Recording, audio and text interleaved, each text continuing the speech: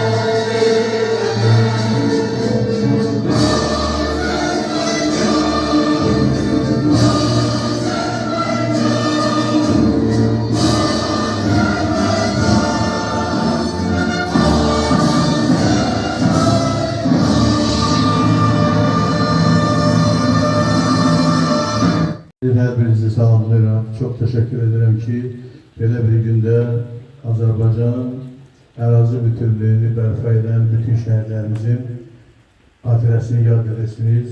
O cümleden bizim kendimizden olan şəhidlər də məktəbimiz adını daşıdığı Mayıs Mirzacanov'un da, o cümleden oğlum Vüsal Kazımov'un da xatirəsini hər dəfə yad edirsiniz.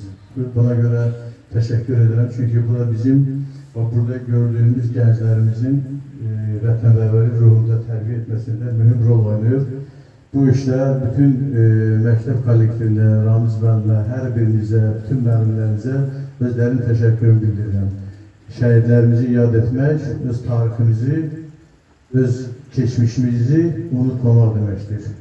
Sizə bu işdə uğurlar arzu edirəm, gələcək nəslin nümayəndələrinə də arzu edirəm ki, Mayıs kimi, Vüsal kimi, baş şəhidlərimiz kimi məğrur, qorxmaz və igid olsunlar. Çox sağ olun, təşəkkür ederim sizə.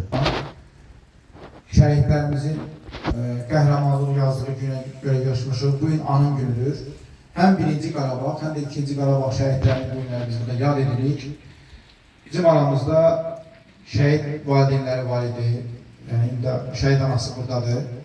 Mən düşünürəm ki, havanın isti, soyuq, yağmurlu keçməsindən asılı olmayaraq bizim hər birimizin vicdan borcumuzdur ki, biz hər zaman, hər il bu əlamətlər günü qeyd edək. Çünki bugün əgər biz burada əmin-amanlıqla durub yaşayırıqsa, bu ölkədə qurub yaradırıqsa, suverenliyimizi qeyd ediriksə, ərazi bütövlüyümüzü qeyd ediriksə, biz kəndimizin iki qəhrəman oğlunun qismində bütün şəhidlərə borcluyuq.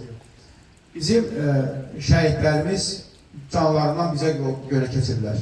Yadınızdadırsa, 1-ci Qarabağ müharibəsində döyüşlər gedərkən nizamlı ordu olmadığına görə, ordu quruculuğumuz ümumiyyətlə olmadığı üçün bizim haradasa ülkə əhalisini də saysaq 15 bindən çox əhalimiz ya şəhid oldu, ya əlil oldu, ya sonradan həyatlarını itirdilər.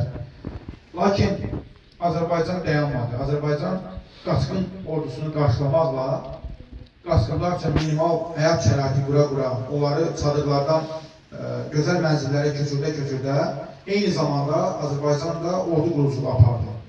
Məhz bu ordu quruculuğu aparılan zaman 2016-cı ilin aprel ayında düşmənlərin qətldən yenə də xain Azərbaycan ordusuna hücumu nəticəsində Azərbaycan ilk dəfə onda öz gücünü düşmənlərə yüksəltdi.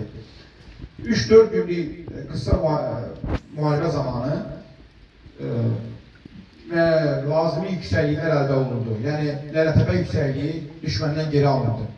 Lakin o zaman beynəlxalq təşkilatlar, BMT və ATƏT Azərbaycana təzyiq göstərərək Azərbaycan ordusunun irəliləməsinə mane oldu.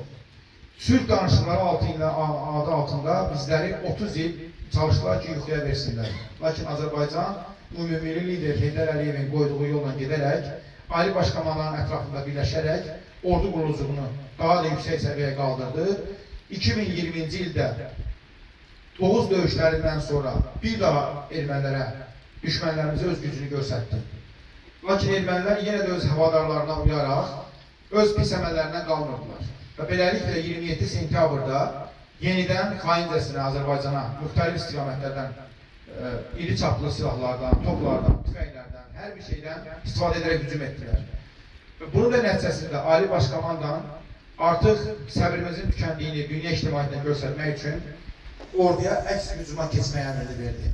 Bunun da nəticəsində 44 günlük müharibə zamanı Azərbaycanın Vüsal kimi igidləri həm 1-ci Qarabağ müharibəsində şəhid olmuş, həm də dinc dövrdə minəyə düşmüş, sniperdən vurulmuş, düşmən tərəfindən, belə deyək, məhv edilmiş bizim dinc ahalinin qisasını aldılar.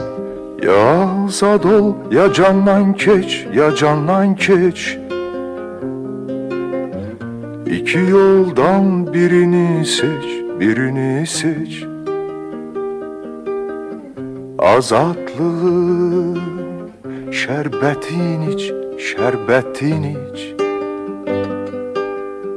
İgid əskər, möhkəm dayan, möhkəm dayan. Azatlığın şərbətin iç, şərbətin iç. İgid əskər, möhkəm dayan,